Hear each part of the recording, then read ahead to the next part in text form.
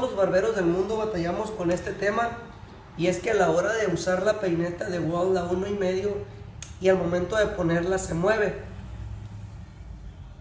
y al momento de estar trabajando, al momento en que la usamos, pues tiende a hacer ruidos que en ocasiones molestan al cliente. Entonces la solución para esto es muy sencilla. Vamos a hacer un truco.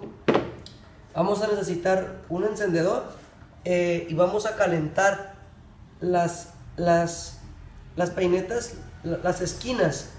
Entonces únicamente las vamos a calentar para presionarla hacia un lado. Entonces lo mismo hacemos con la de la izquierda.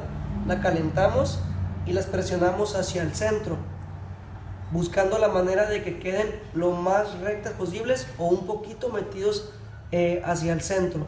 Entonces presionamos, mantenemos presionado después de que calentamos y soltamos, y nos daremos cuenta que la peineta, los extremos ya no apuntan hacia afuera, están totalmente rectos, y esto va a hacer que al momento en que la coloquemos en nuestra máquina, en nuestro clipper, ya no se mueva, ya no tiene juego, ya no se mueve para nada, y esto nos va a dar mayor seguridad al estar trabajando, ya que ya no se va a mover para nada, y si nosotros trabajamos con ella, ya no escuchamos ese ruido donde se salía de las navajas y solía molestar o se sentía floja.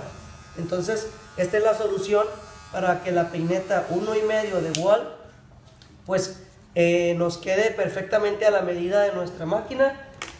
Lo mismo podemos hacer con la peineta media, que en ocasiones tiende, como pueden ver, a tambalear un poco. Con esta ya nos adelantamos y ya hicimos el mismo procedimiento. Entonces ya quemamos los extremos, los unimos, y con esta ya no se escucha, ya no tiene juego.